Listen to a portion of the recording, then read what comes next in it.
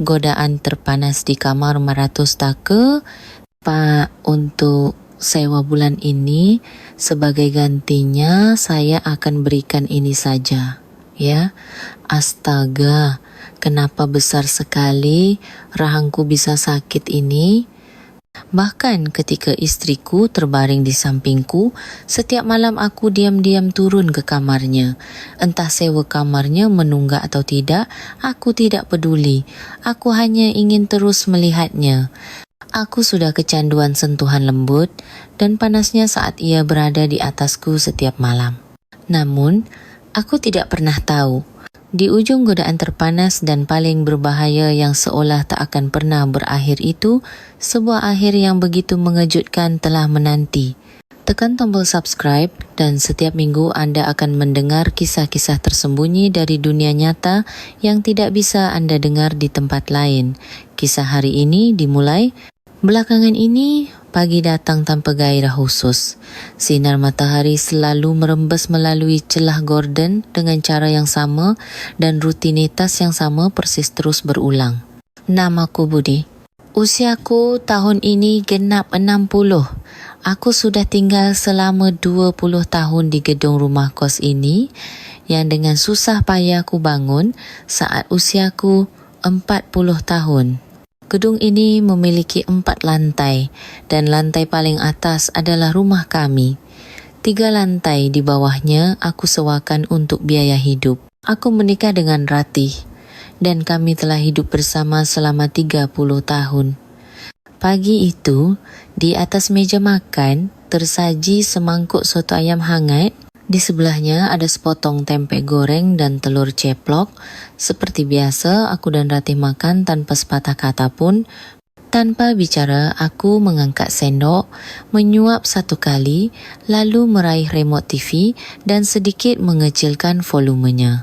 Hari ini ada arisan lagi? Tanyaku. Ratih hanya mengangguk sekali. Itu saja. Kami seperti pasangan yang hidup dengan helaan napas, bukan dengan kata-kata. Setelah makan, aku turun untuk memeriksa bagian luar gedung. Dinding yang dulu merembes sudah dicat ulang bulan lalu, tapi tangga menuju lantai 2 masih berderit. Mau panggil tukang rasanya sayang uang, karena masih bisa dipakai, perbaikan selalu kutunda. Aku berdiri di depan lift dan perlahan menatap cermin. Uban di kepalaku bertambah, daguku menggelambir dan sorot mataku tak lagi setajam dulu. Padahal waktu muda aku cukup tampan. Saat sedang merapikan tagihan listrik di ruang jaga, sebuah pesan masuk ke ponselku.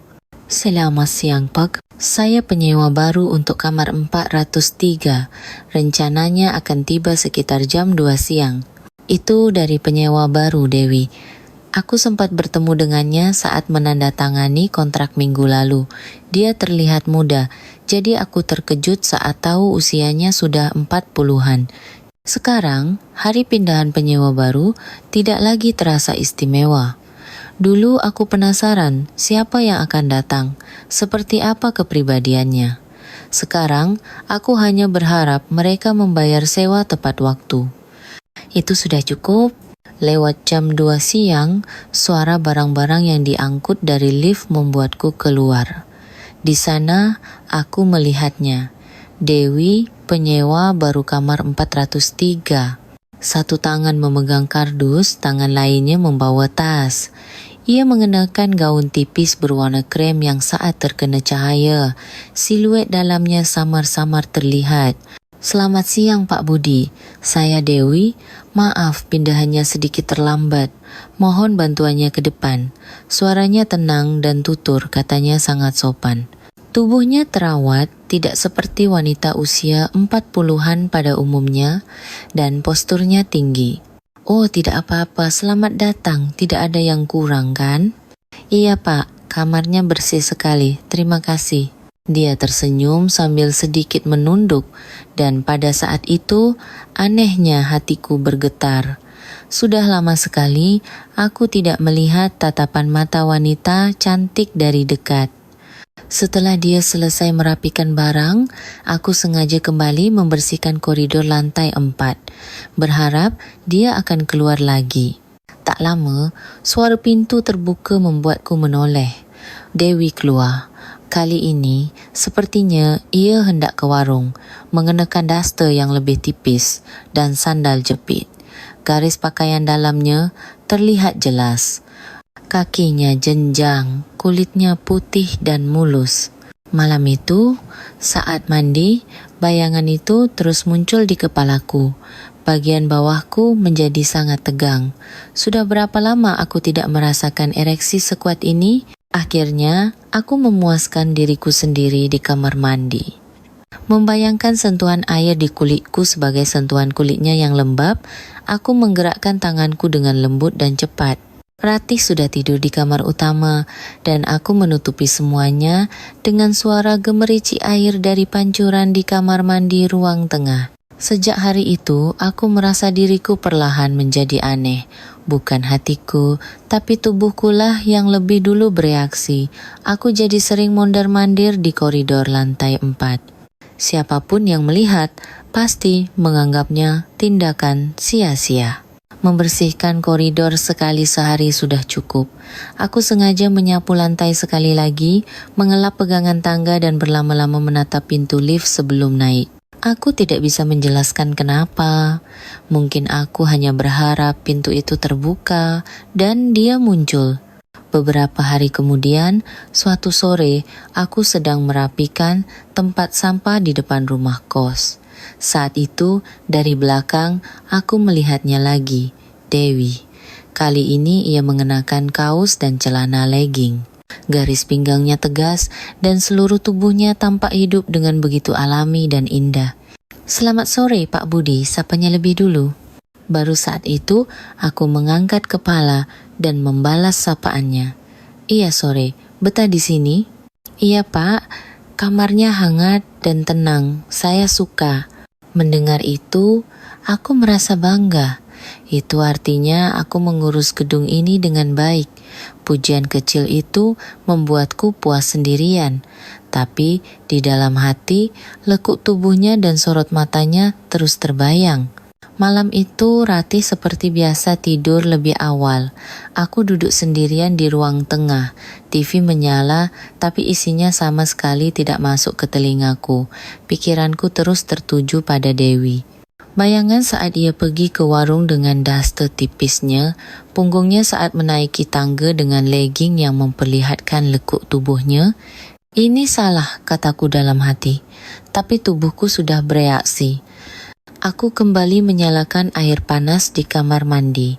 Sambil bertumpu pada dinding, aku membayangkan sosoknya yang kulihat hari ini. Sekali lagi, dengan sangat pelan, aku memuaskan diriku sendiri. Aku tidak pernah menyangka gairah bisa kembali sehebat ini di usiaku sekarang. Keesokan paginya, Ratih diam-diam menyiapkan sarapan untukku di dapur. Ekspresi dan suaranya selalu sama. "Hari ini mau apa?" "Mau keliling gedung sebentar." "Makan siangnya panaskan saja gulai ikan sisa kemarin." "Ai waye, kami selalu seperti ini, minim percakapan, bicara seperlunya, dengan nada tanpa emosi." Aku pikir aku sudah terbiasa, tapi belakangan ini keheningan itu terasa semakin aneh. Sore harinya, setelah lama mondar-mandir di koridor, aku mendengar suara langkah kaki dari balik pintu kamar Dewi. Pintu terbuka dan dia keluar lagi. Kali ini ia mengenakan hoodie abu-abu dengan celana pendek. Pak Budi, selamat sore." "Iya." "Mau ke mana?" "Mau ke laundry kiloan dekat sini Pak." "Oh, yang di seberang itu kurang bagus. Coba yang di gang sebelah, lebih bagus dan tidak mahal." Dia membelalakkan matanya dan mengangguk. "Wah, terima kasih Pak, saya tidak tahu. Memang beda ya kalau orang yang sudah lama tinggal di sini." Mendengar itu, aku tersenyum canggung. Tapi dalam hati, aku merasa senang seolah mendapat pengakuan. Malam itu tidak ada satu pun acara TV yang menarik perhatianku. Makan malam pun seadanya. Sepanjang hari hanya bayangan Dewi yang berputar di kepalaku.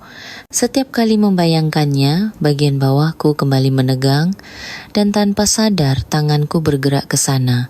Tanpa sadar, aku mencapai puncak kenikmatan. Di mana batas antara perhatian dan nafsu, aku merasa batas itu semakin kabur. Sejak hari itu, aku selalu berkeliling ke lantai 4, setidaknya sekali atau 2 kali sehari. Lebih tepatnya, melewati kamar 403 sudah menjadi rutinitas. Dari luar, aku berdalih sedang membersihkan atau memeriksa gedung. Tapi siapapun pasti bisa melihat gelagatku yang mencurigakan. Setiap kali bertemu, Dewi selalu menyapa dengan nada yang sama. "Selamat sore Pak Budi." IYA, SOR. Satu sapaan itu saja sudah membuat suasana hatiku baik sepanjang hari. Aku bahkan sengaja menyetrika kemeja sebelum turun. Celana kain formal terlalu memalukan, jadi aku menggantinya dengan kemeja berwarna netral dan celana casual. Beberapa hari lalu kami bertemu di lift. Aku sedang menunggu di lantai 1 dan tak lama kemudian dia muncul dari belakang, mengenakan kaos putih dan jeans ketat. Rambutnya diikat kuncir kuda, membuatnya terlihat muda dan segar. Cuacanya cerah sekali ya Pak hari ini. Aku jadi gugup, hanya mengangguk lalu buru-buru masuk. Di dalam lift hanya ada kami berdua. Aku berpura-pura santai menekan tombol sambil diam-diam melirik ke samping.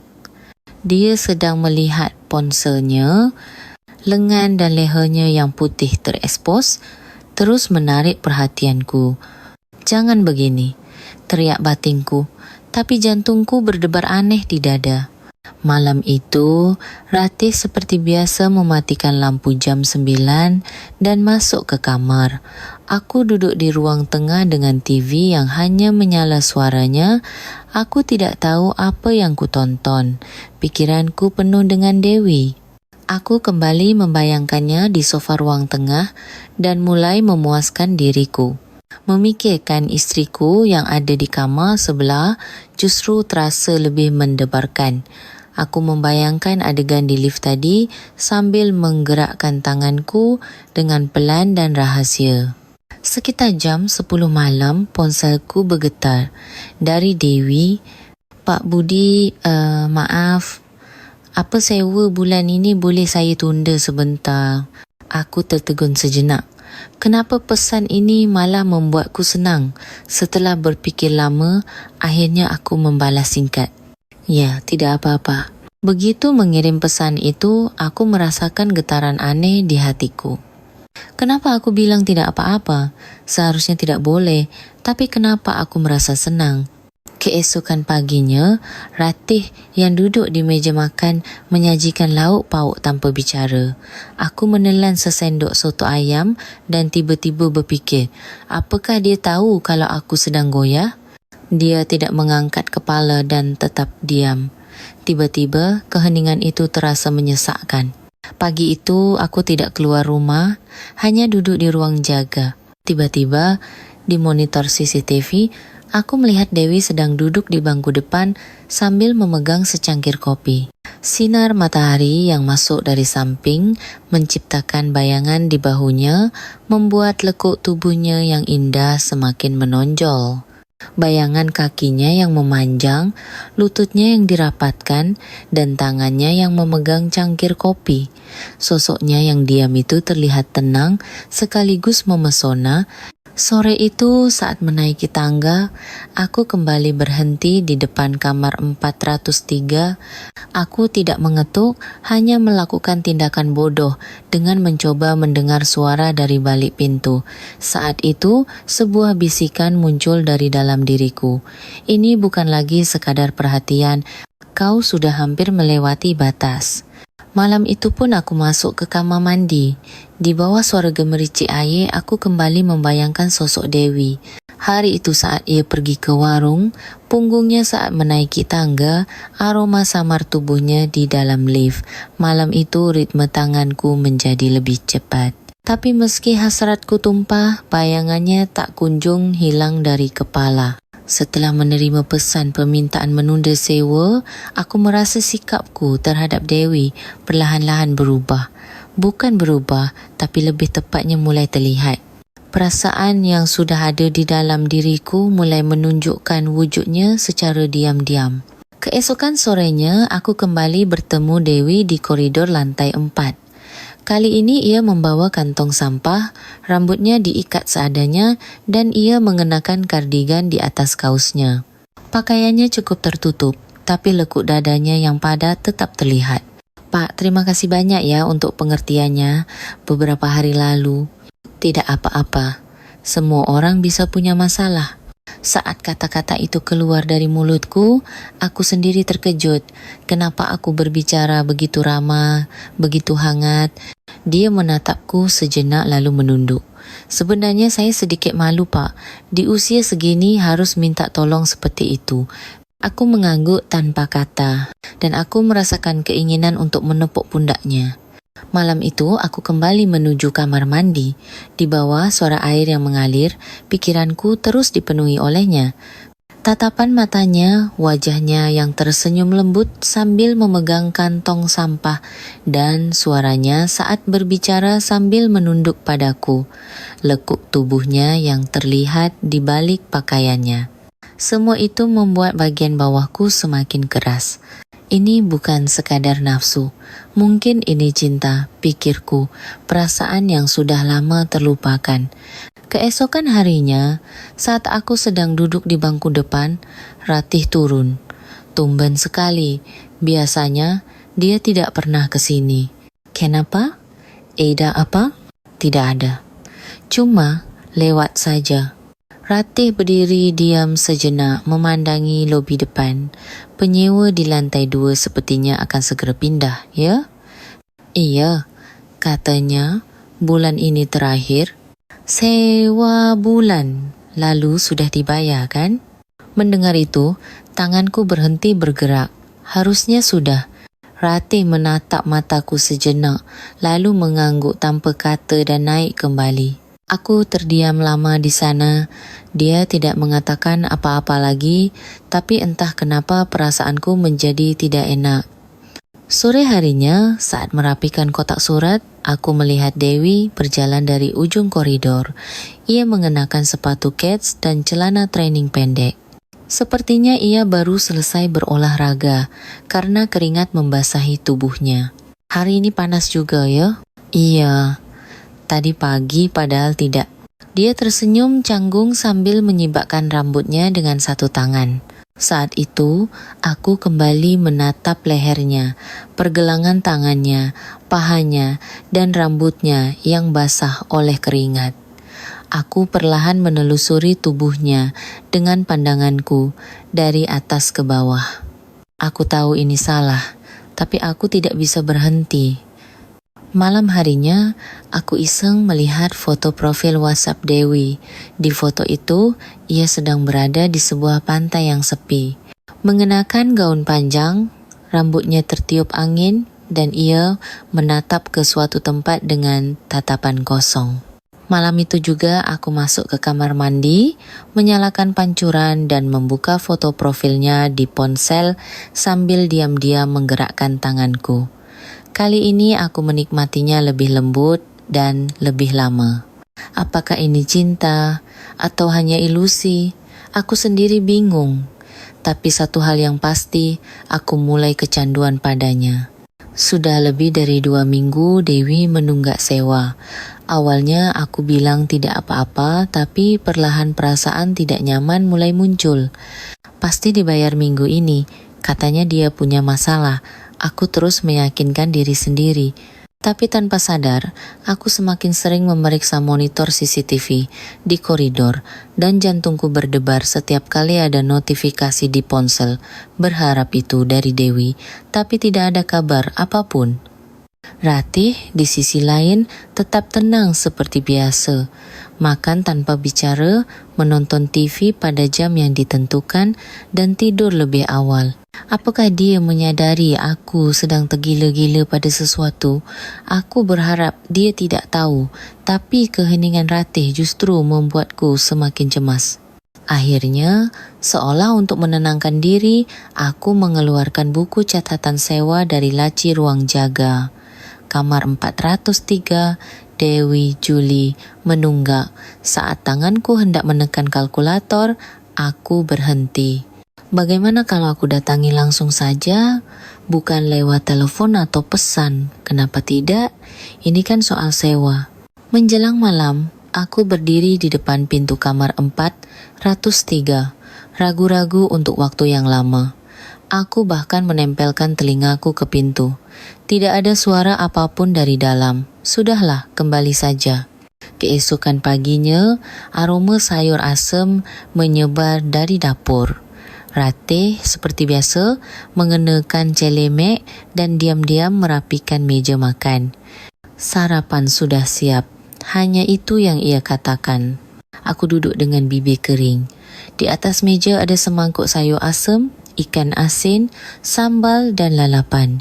Itu semua lauk kesukaanku. Melihatnya, aku merasa semakin bersalah. Terima kasih makannya, kataku. Tapi Ratih bahkan tidak mengangkat kepala. Dia hanya mengaduk kuah sayur sekali. 1 suap, 2 suap. Saat sedang makan, dia berkata pelan. Kamar 403 belum bayar sewa kan? Sendok di tanganku berhenti. Iya. Yang lain boleh ditunda, tapi sewa harus tetap ditagih. Aku menatap wajahnya. Tapi dia tidak menatapku, hanya menunduk sambil makan. Tiba-tiba tenggorokanku terasa tercekat. Katanya, dia ada sedikit masalah. Kalau semua penyewa punya masalah, apa kita tidak akan menagih sewa sama sekali? Kali ini, dia menatap lurus ke mataku. Aku tidak bisa berkata apa-apa. Aku hanya diam dan menggelengkan kepala. Dia perlahan berdiri dan melepas celemeknya. Dulu, bapa paling teliti soal uang sewa. Hanya itu yang ia katakan sebelum masuk ke kamar. Aku duduk di sana, menatap tahu di dalam sayur asam untuk waktu yang lama. Tahu itu terus mendidih perlahan, dan seperti hatiku, perlahan hancur di dalamnya. Sore itu istriku keluar seperti biasa. Aku duduk di sofa ruang tengah, ragu-ragu, lalu mengirim pesan pada Dewi. Sewa yang menunggak, tolong dibayar minggu ini. Tak sampai 1 menit, balasan datang. Kebetulan saya juga ingin bicara soal sewa. Kalau bapa ada waktu, bisa kita bicara sebentar? Lalu 1 pesan lagi masuk. Kalau ada waktu, tolong datang ke kamar saya. Seketika jantungku berdebar kencang, gugup, sekaligus bersemangat. Iya, ini kan cuma mau menagih sewa. Aku langsung turun ke kamar 403. Setelah ragu sejenak, aku mengetuk pelan. Pintu terbuka. Dewi menatapku dengan tatapan seolah sudah menungguku. Pak Budi, sudah datang. Dia tersenyum tipis, tapi ada sesuatu dalam senyumnya, sesuatu yang pekat dan menggoda. Saya mau bicara soal sewa. Mendengar perkataanku, ia sedikit membuka pintu dan berkata, bicaranya di dalam saja, Pak. Aku menatapnya yang membuka pintu dan menahan napas sejenak. Hari itu Dewi mengenakan pakaian yang lebih tipis dan lembut dari biasanya.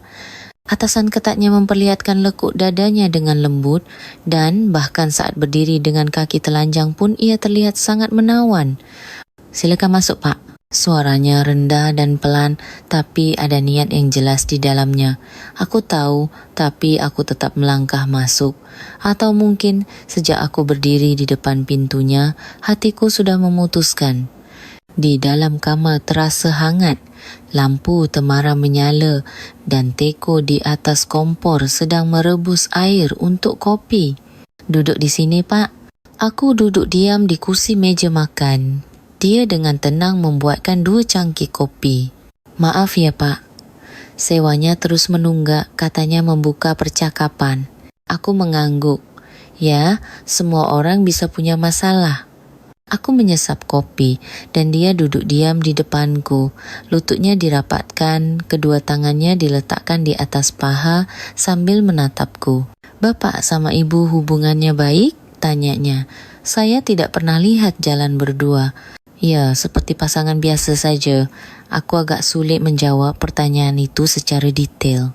Dia tersenyum sejenak, lalu menyilangkan kaki dan memperbaiki posisi duduknya. Saya cerai 2 tahun lalu setelah suami saya gagal bisnis dan terlilit utang. Apartemen yang dulu kami tinggali juga dijual dan saya pindah-pindah sampai akhirnya ke rumah kos ini. Di sini saya tetap kerja jadi instruktur yoga, tapi uangnya habis untuk bayar utang. Jadi untuk bayar sewa agak sulit. Oh, begitu ceritanya. Tapi tetap saja sewa harus dibayar. Dia menggeser kursinya lebih dekat ke arahku dan bertanya, "Tapi saya penasaran, kenapa setiap kali Bapak melihat saya, tatapan Bapak menjelajahi seluruh tubuh saya?" Seketika aku meletakkan cangkir kopi dan terdiam.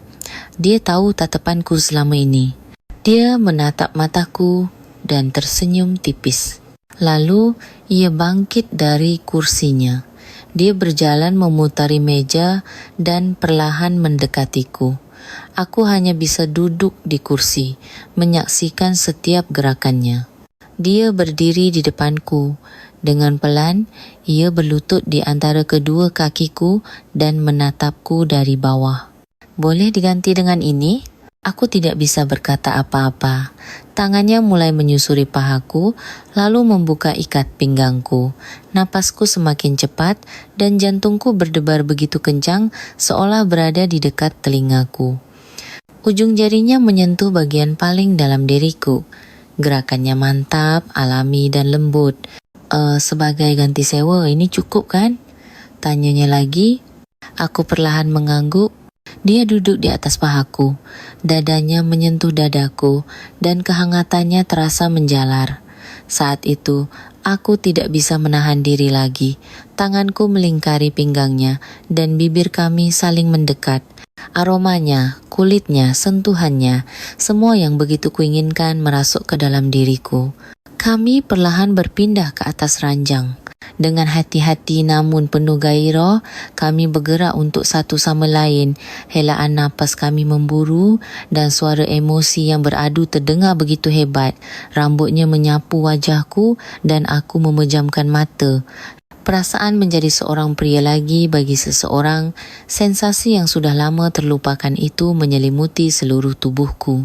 Aku tidak tahu berapa lama waktu berlalu. Setelah semuanya selesai, dia membenamkan wajahnya di dadaku dan berkata pelan, "Sering-seringlah datang menagih sewa, ya?" Aku tidak menjawab apa-apa, hanya memejamkan mata, bingung antara ini nyata atau tidak, sambil memeluk perasaan yang kalut. Sejak hari itu, setiap malam aku turun ke kamar 403. Pintu kamar Dewi selalu terbuka diam-diam. Di dalam, aroma lembut, musik yang mengalun pelan dan kehangatan tubuhnya menantiku. Terkadang dia yang lebih dulu melingkarkan lengan di leherku, terkadang aku yang lebih dulu mencari bibirnya. Kami menghabiskan malam, seolah kami adalah sepasang kekasih yang sudah lama bersama, terjalin dalam keintiman dan berbagi napas. Siang hari, saat duduk di sofa menonton TV, tidak ada yang masuk ke pikiranku. Bahkan ketika ada laporan lampu sensor koridor rusak, aku memang memanggil tukang, tapi aku tidak peduli. Seluruh pikiranku hanya tentangnya. Setiap kali bertemu, Dewi selalu berkata, "Mas, hari ini datang lagi kan? Nanti kita selesaikan lebih awal, terus temani aku ke supermarket ya. Ada beberapa barang yang harus dibeli." Entah sejak kapan, aku menjadi orang yang tidak bisa menolak permintaannya. Di supermarket, dia ragu-ragu sambil memegang sepotong pakaian. Mahal, cuma lihat saja. Mendengar itu, aku mengambil pakaian itu dan langsung berjalan ke kasir. Besok aku ada janji, tapi tempatnya jauh sekali. Enak ya kalau punya mobil. Mendengar itu, aku meminjamkan mobilku padanya. Aku memandangi punggungnya yang menjauh dengan mobil dari jendela balkon. Dia bukan lagi sekadar penyewa. Bagiku, dia adalah kekasih. Aku tinggal serumah dengan istriku, tapi hari-hariku lebih banyak kuhabiskan di kamar wanita lain. Ratih tetap tidak berkata apa-apa, bahkan jika aku pulang larut malam, dia tidak menyalakan lampu untuk menungguku. Suatu hari, Dewi memegang tanganku erat dan berkata, "Hidupku jadi menyenangkan karena ada Mas." Mendengar itu, pundakku terasa lebih tegap. Fakta bahwa dia membutuhkanku sudah cukup untuk membangkitkan rasa percaya diriku sebagai seorang pria yang selama ini terlupakan. Masalahnya adalah semua itu semakin menjadi candu. Sehari saja tidak melihatnya, kepalaku terasa kosong dan aku tidak bisa fokus pada aktivitasku. Pemeriksaan gedung yang dulu rutin kulakukan, kini sering kulewatkan. Laporan pembayaran sewa sudah berbulan-bulan tidak diperbarui. Dia mulai meminta lebih banyak hal seolah itu adalah hal yang wajar. "Mas, aku mau ini. Mas, aku mau pinjam mobil buat main sama teman. Bisa pinjam uang sedikit? Kan Mas tahu uang belanjaku kurang. Mas bisa pinjamkan kan?" Aku tidak pernah berkata tidak pada permintaannya. Aku hanya tersenyum kecil dan mengangguk. Anehnya, pada saat-saat seperti itu, aku merasa menjadi orang yang paling dibutuhkan. Dan setiap kali aku memenuhi permintaannya, dia memberikanku malam yang lebih panas dan lebih ganas. "Mas, kita jalan-jalan yuk." Dewi mengatakannya pada suatu Rabu pagi yang cerah. Dia sedang minum kopi hangat sambil menatap keluar jendela ruang tamu. Sinar matahari menyinari rambutnya, membuatnya berkilauan. Saat itu, tidak ada alasan bagiku untuk tidak mengangguk. Hari itu, kami pergi ke sebuah kawasan kafe di pinggir kota. Awalnya kami hanya diam menikmati angin yang masuk dari jendela mobil. Lalu dia tertawa dan berkata, "Pernah coba sambil menyetir?" Kemudian, dia menundukkan tubuhnya, menyentuhku dengan mulutnya, dan aku merasa seluruh tubuhku meleleh seperti salju. Aku mencoba bertahan dengan mencengkeram setir lebih erat, tapi aku tidak bisa melawan mulutnya yang lembut dan basah. Setelah selesai, dia dengan hati-hati membersihkannya dengan tisu dan berkata, "Wah, besar juga ya." Rahangku sampai sakit. Aku merasa malu dan hanya bisa membuang muka keluar jendela. Waktu bersamanya selalu terasa menggoda dan membuat kecanduan, tapi hanya saat bersamanya aku merasa hidup. Kami tiba di kafe dan memesan kopi serta kue. Dia memesan karamel macchiato, dan aku yang biasanya tidak pernah makan kue coklat ikut memakannya karena dia yang memilih. Kukira Mas orangnya kaku, ternyata ada sisi manisnya juga ya. Mendengar perkataannya, wajahku memanas, bingung harus tertawa atau tidak. Tapi dalam hati, kata-kata itu terus terngiang sepanjang hari. Sudah berapa puluh tahun tidak ada yang mengatakan aku manis, apalagi seorang wanita muda dan cantik. Sejak hari itu, kami sering keluar bersama, minum kopi di bawah jembatan layang, makan di food court mall, dan menghabiskan waktu berdua di dalam mobil di parkiran yang gelap larut malam. Belakangan ini kami semakin sering ke mall. Dia terkadang ragu-ragu dan berkata, "Gaun ini sepertinya bagus kalau dipakai pas lagi sama Mas. Mas, sepatu ini cocok kan sama gaun yang aku pakai hari ini?" Setiap kali itu terjadi, aku mengeluarkan dompetku. "Tidak mahal kok, cantik, jadi harus dibeli." Aku berkata pada diriku sendiri, dan uang yang kuhabiskan untuknya semakin banyak. "Mas, makasih banyak ya, akan aku pakai baik-baik." "Wah, beneran deh, akan aku rawat. Makasih ya." Nanti di rumah aku akan buat Mas senang banget. Dia selalu berkata seperti itu sambil memelukku. Aku pikir kami seperti sepasang kekasih sejati. Entah sejak kapan, aku juga mulai menanggung biaya hidup Dewi. Bulan ini benar-benar mepet Mas, tolong bantu ya. Minggu depan pasti aku ganti. Tapi janji itu tidak pernah ditepati. Aku tahu itu, tapi lama-kelamaan aku bahkan tidak menanyakannya lagi. Justru saat-saat memberinya uang, membelikannya hadiah, dan meminjamkan mobil, aku merasa seolah aku ada di sisi seseorang. Dalam pernikahanku dengan Ratih, aku selalu menjadi seperti latar belakang, tapi di sisi Dewi, aku merasa seperti pemeran utama. Malam hari, kami masih bersama di kamar 403. Saat tangannya mulai membelai di antara kakiku atau mulutnya dengan hati-hati mulai menghisap, aku menjadi orang yang benar-benar tak berdaya. Kalau tidak ada Mas, bagaimana aku bisa hidup di sini? Kata-kata itu seperti sihir. Setiap kali dia mengatakannya, aku semakin larut ke dalam dirinya. Malam itu setelah memastikan istriku sudah tidur lebih awal, aku keluar rumah dengan berpura-pura memeriksa gedung dan seperti biasa membuka pintu kamar 403. Dewi sudah menungguku seperti biasa dan kamarnya dipenuhi oleh suara kami berdua. Kami saling membasahi bagian terdalam satu sama lain tanpa kata-kata. Mencapai puncak kenikmatan bersama dengan ritme yang tidak menentu, kadang cepat, kadang lembut. Setelah waktu intim kami berakhir, aku berbaring menatap langit-langit. Dewi meletakkan kepalanya di dadaku sambil jarinya perlahan membelai perutku. Mas itu orang yang sangat berarti bagiku. Aku tidak akan bisa menemukan orang seperti Mas dimanapun. Kata-katanya begitu manis dan aku merasa diriku semakin ditarik lebih dalam. Mas, jangan pulang dulu ya. Nanti kita lakukan sekali lagi, bisiknya. Aku melihat jam. Pukul 12.47 malam. Aku tahu sudah sangat larut, tapi tubuhku enggan beranjak. Akhirnya, aku tertidur di sana.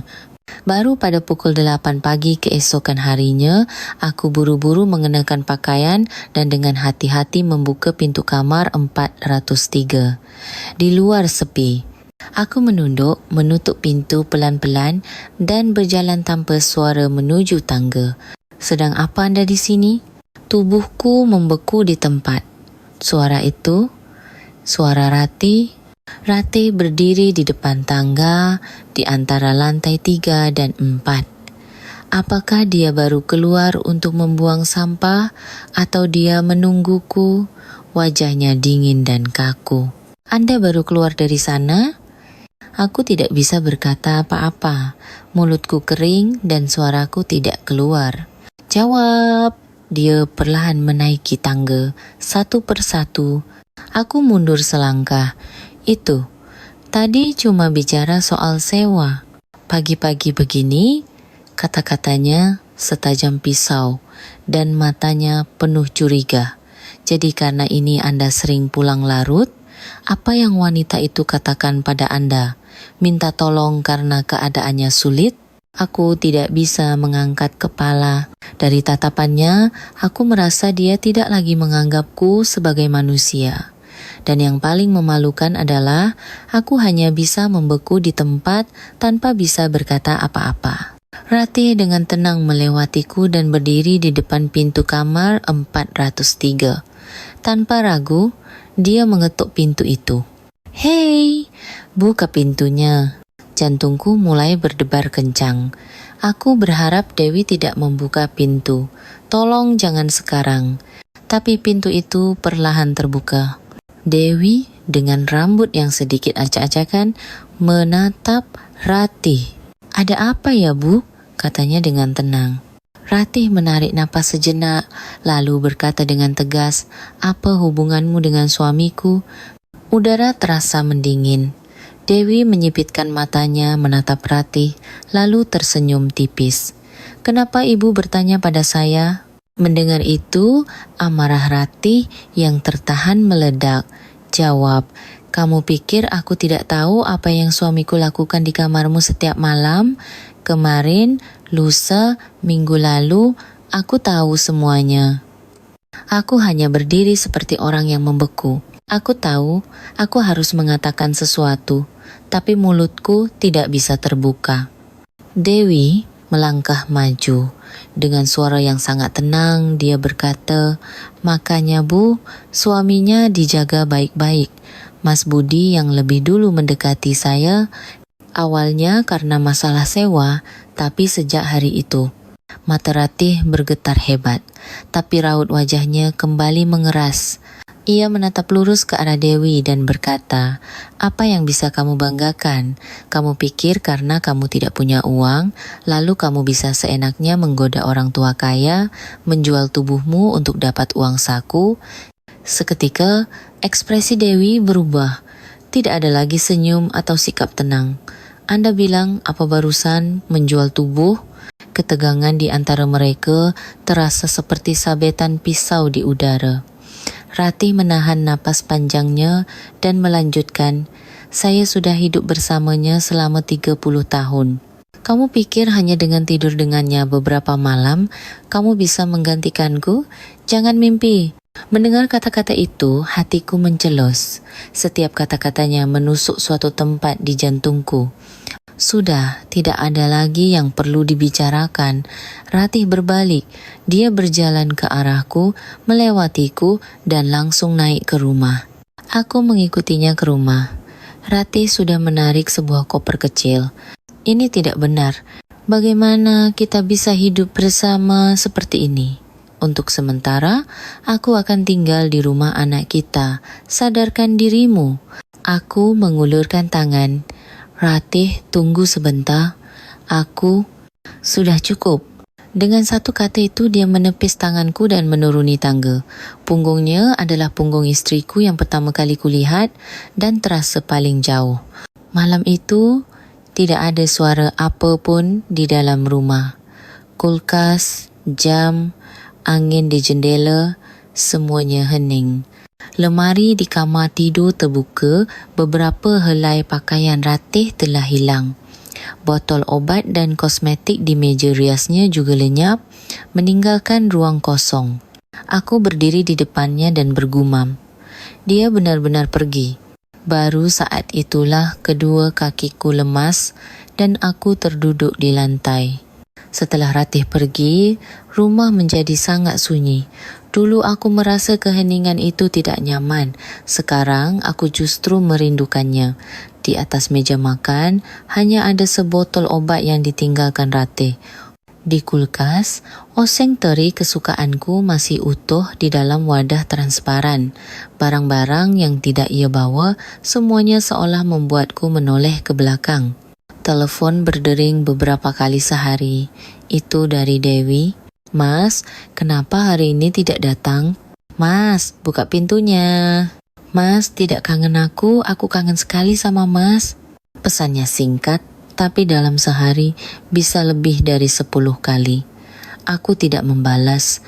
Aku tidak tahu harus berbuat apa. Aku terlambat menyadari bahwa pergi kepadanya bukan lagi sebuah pelipur lara, tapi aku juga tidak punya keberanian untuk mengakhiri semuanya sekarang.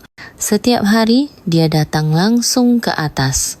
Suara ketukan di pintu depan membuatku tersentak dari sofa, tapi aku hanya menundukkan kepala lagi. Dari balik pintu, terdengar suara rendahnya. "Mas, mau terus begin?" Suaranya masih lembut, masih manis, dan karena itulah terasa lebih menakutkan. Aku tidak menjawab, hanya duduk diam sambil terus memegang ponsel di tangan kananku. Ponsel istriku mati, dan anakku juga tidak mengangkat telepon. Tak lama, kehadiran Dewi di balik koridor menghilang dengan tenang. Malam hari, aku tidak bisa tidur.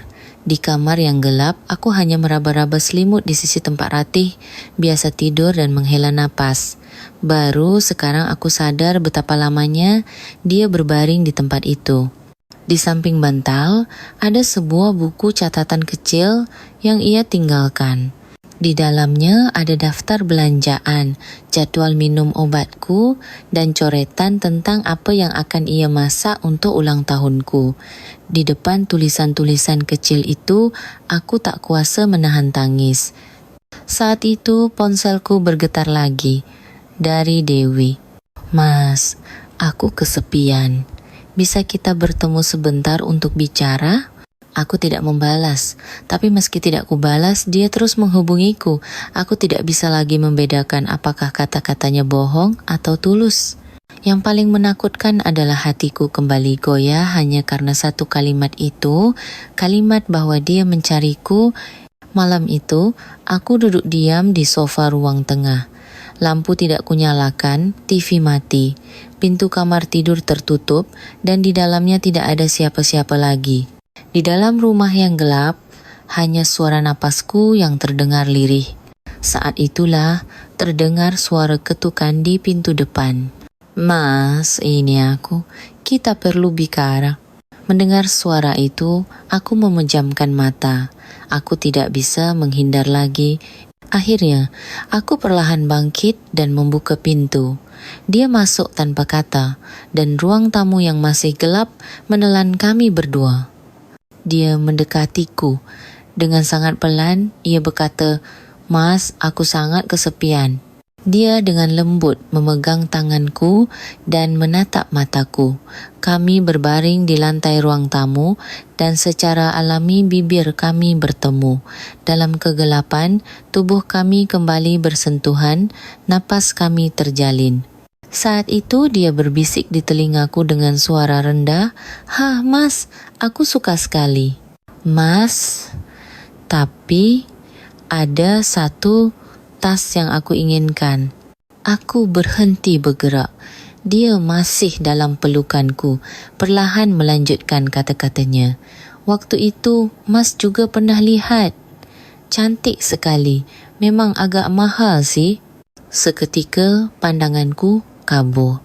Cuman pelukan, sentuhan lembut tangannya, semuanya tiba-tiba terasa seperti sebuah transaksi.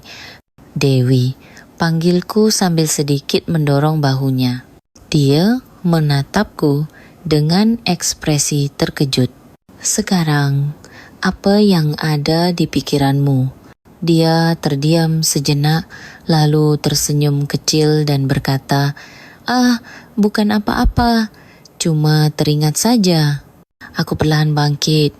Aku mengenakan kembali celana dan kemejaku.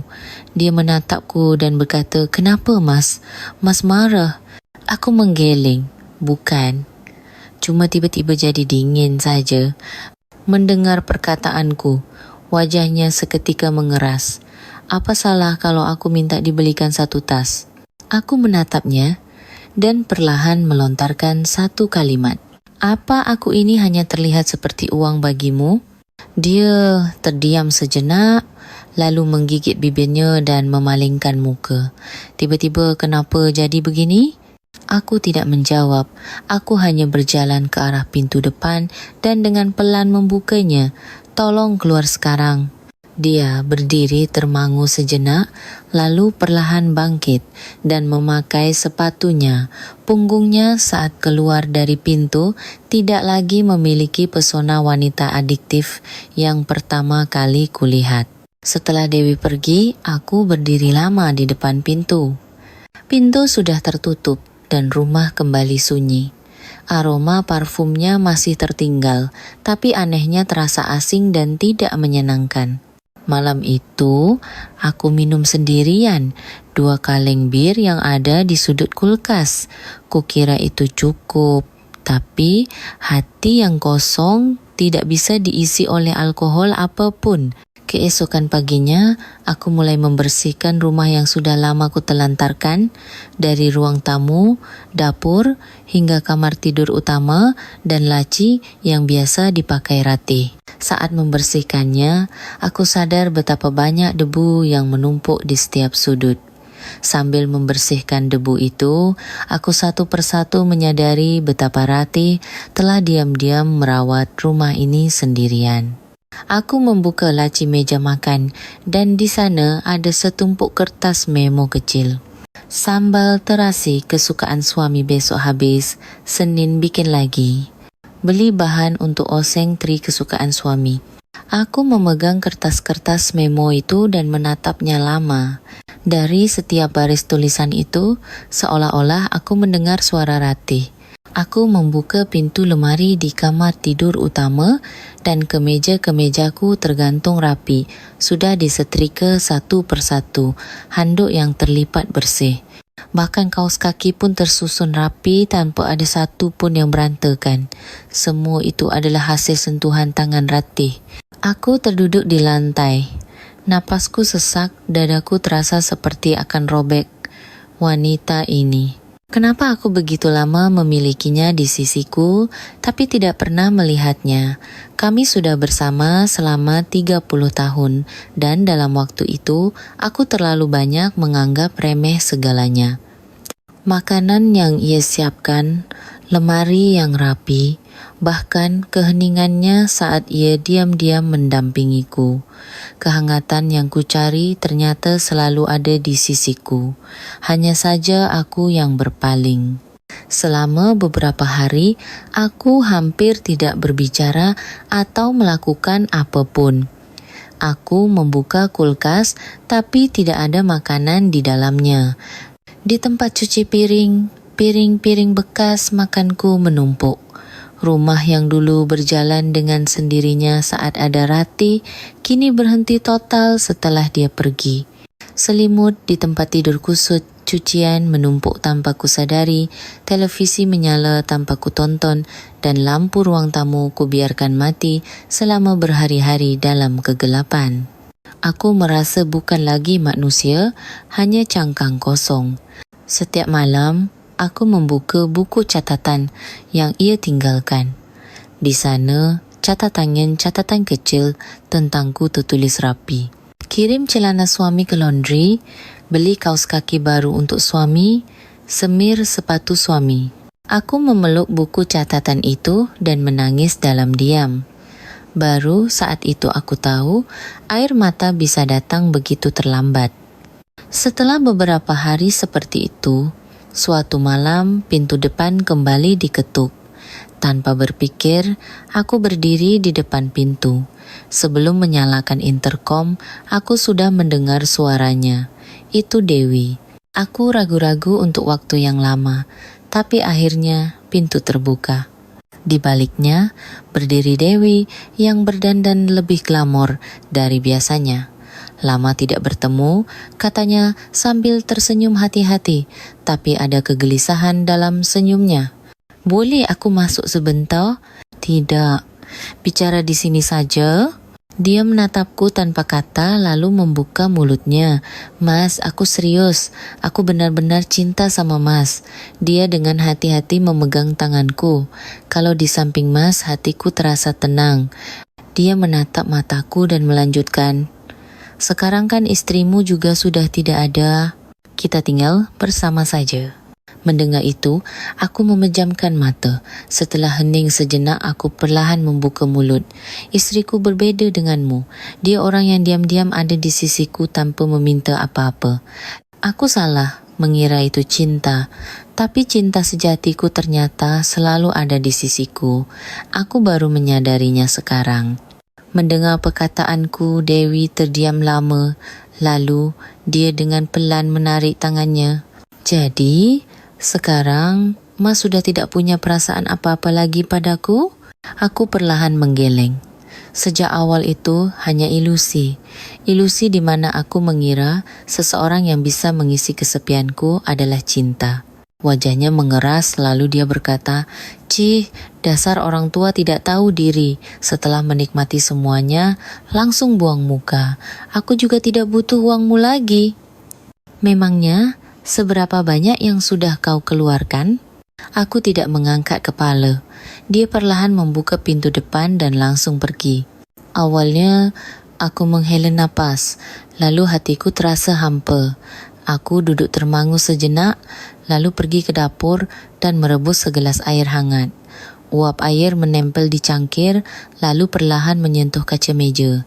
Sambil menatapnya, aku membuka ponsel. Dewi, kosongkan kamar minggu ini. Tepat sebelum mengirimnya, jariku berhenti sejenak. Tepatnya sisa-sisa perasaanku yang terakhir memberontak. Tapi aku menekan perasaan itu dengan kenangan 30 tahun terakhir. Kirim. Tanda centang biru segera muncul. Tidak ada balasan. Aku meletakkan ponsel di meja ruang tengah dan perlahan mendekati jendela. Sinar matahari masuk melalui kaca jendela. Entah sejak kapan, aku terbiasa berdiri sendirian di depan jendela ini. Tapi hari ini, kesunyian itu justru terasa seperti memelukku kembali. Pintu kamar 403 tertutup dengan tenang sore itu. Dan malam itu, untuk pertama kalinya, aku merasa rumah ini akhirnya kembali menjadi tempatku. Keesokan harinya, aku memeriksa kembali alamat rumah anakku. Mungkin saja mereka tidak akan menerimaku, tapi aku tidak bisa menghindar lagi. Tiba di depan rumah anakku, aku ragu-ragu untuk waktu yang lama. Tanganku beberapa kali terangkat, lalu turun dari tombol intercom. Akhirnya, aku menekannya. Tak lama, pintu terbuka. Ayah, itu anakku. Dia menatapku dengan wajah kaget. Aku tersenyum canggung. Anakku sedikit membuka pintu dan memberi isyarat agar aku masuk. Di sofa ruang tamu, Ratih sedang duduk. Dia melihatku masuk, tapi ekspresinya tidak berubah. Aku duduk di depannya dengan hati-hati. Ratih, aku tidak bisa melanjutkan kata-kataku dan menunduk. Dia diam-diam menatap wajahku. Aku menatap ujung jarinya untuk waktu yang lama, lalu dengan suara kecil berkata, "Maafkan aku. Maaf sudah selingkuh. Aku sudah melewati batas. Aku tahu ini kesalahan yang tidak bisa dimaafkan. Maaf karena baru mengatakannya sekarang. Maaf karena terlalu lama mengabaikanmu. Aku merasa selama ini aku tidak pernah mengerti perasaanmu. Aku benar-benar minta maaf." Dia terdiam, lalu bertanya, "Sekarang, dengan niat, apa kau datang ke sini?" Aku menarik napas dalam-dalam. Penyesalan. Aku benar-benar menyesal. Aku pikir kehadiranmu di sisiku adalah hal yang biasa. Baru setelah kau pergi, aku sadar betapa sentuhan tanganmu yang diam-diam itu telah menopangku. Kembalilah. Mulai sekarang, aku tidak akan pernah menganggap remeh kehadiranmu di sisiku. Dia mendengarkan perkataanku dengan tenang, lalu sedikit menunduk dan berkata, "Dengan wanita itu, sudah selesai?" Aku mengangguk tegas, sudah selesai semua, dan aku tidak akan pernah melakukan kebodohan seperti itu lagi. Ruang tamu hening sejenak. Seluruh tubuhku tegang menanti setiap helaan napasnya. Akhirnya, dia tersenyum kecil dan berkata, katanya, memaafkan lebih mudah daripada membenci. Di usia segini, cerai juga merepotkan. Aku akan memberimu satu kesempatan lagi. Tapi ini yang terakhir. Mendengar itu, air mataku menggenang. Sambil menunduk, aku berkata, pelan, terima kasih, sungguh, terima kasih. Malam itu, setelah makan malam bertiga dengan anak kami, aku dan Ratih pulang bersama. Melihat Ratih melepas sepatu dan dengan hati-hati melangkah masuk, rasanya asing, sekaligus haru hingga membuatku ingin menangis. Aku diam-diam menerima barang bawaannya dan dia duduk diam di salah satu sudut ruang tamu. Awalnya ada kecanggungan di antara kami, tapi anehnya keheningan itu terasa hangat. Malam itu, kami duduk berdampingan di sofa ruang tamu. Aku meletakkan tanganku di atas punggung tangannya. Ratih tidak menarik tangannya. Sebaliknya, dia perlahan membuka jemarinya dan menggenggam tanganku. Sudah sebulan sejak Ratih kembali ke rumah. Beberapa hari pertama, kami tidak banyak bicara, tapi sekarang hanya dengan tatapan mata, kami sudah bisa sedikit membaca perasaan satu sama lain. Sekarang aku tahu, cinta bukanlah tentang mencari seseorang yang baru, tapi tentang melihat kembali hati orang yang ada di sisi kita. Aku dan Ratih, kini kami kembali memegang hati kecil itu dan memutuskan untuk berjalan bersama menapaki sisa hidup kami. Jika Anda menyukai cerita hari ini, silakan tekan tombol subscribe, like, dan nyalakan notifikasi. Jangan lupa tinggalkan pemikiran Anda di kolom komentar. Terima kasih telah menonton. 186 second